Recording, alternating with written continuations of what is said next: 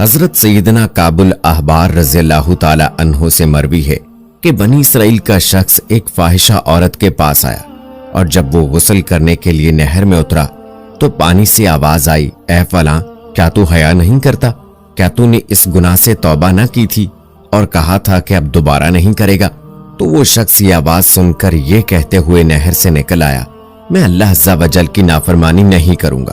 پھر یہ ایک پہاڑ پر آیا جہاں 12 آدمی اللہ عز و جل کی عبادت کر رہے تھے۔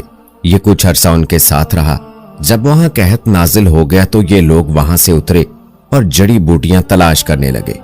اس دوران یہ اسی نہر کے پاس سے گزرے تو اس شخص نے کہا، میں تمہارے ساتھ نہیں جاؤں گا۔ انہوں نے پوچھا، کیوں؟ اس نے کہا، وہاں کوئی ہے جو میری ایک خطا کو جانتا ہے اور مجھے اس کے سامنے جاتے ہوئے شرم آتی ہے۔ تو یہ لوگ اسے چھوڑ کر چلے گئے۔ نہر سے صدا آئی، واہ، سبحان اللہ! اگر تم میں سے کوئی اپنے بیٹے یا کسی قریبی عزیز پر غصہ ہو اور وہ توبہ کر کے تمہاری پسندیدہ بات کی طرف لوٹ آئے تو تم اس سے محبت کرنے لگو، اور تمہارے ساتھی نے توبہ کر کے اپنی پسند سے رجوع کر لیا ہے، لہٰذا میں بھی اس سے محبت کرتا ہوں، جاؤ اس کو یہ بتا دو اور نہر کے کنارے پر اللہ عز و جل کی عبادت کرو۔ تو ان لوگوں نے آ کر اسے بتایا اور یہ ان کے ساتھ وہاں آ گیا اور ان سب نے وہاں کافی عرصے تک عبادت کی۔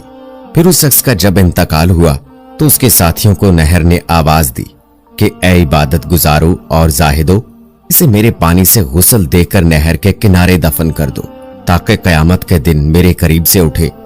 انہوں نے ایسا ہی کیا اور کہنے لگے کہ آج کی رات ہم اس قبر کے پاس گزاریں گے اور جب صبح ہوگی تو چلے جائیں گے۔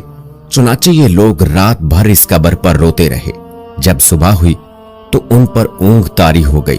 جب انہیں ہوش آیا تو اللہ عز و جل نے اس کی قبر کے قریب 12 سرو کے پودے اگا دیے تھے، اور یہ پہلی مرتبہ تھی کہ زمین پر سرو کا درخت لگایا۔ یہ لوگ دیکھ کر کہنے لگے کہ اللہ عز و جل نے اس جگہ سرو کے پودے صرف اس لیے اگا دیے ہیں کہ اللہ عز و جل نے ہماری عبادت کو پسند کیا ہے۔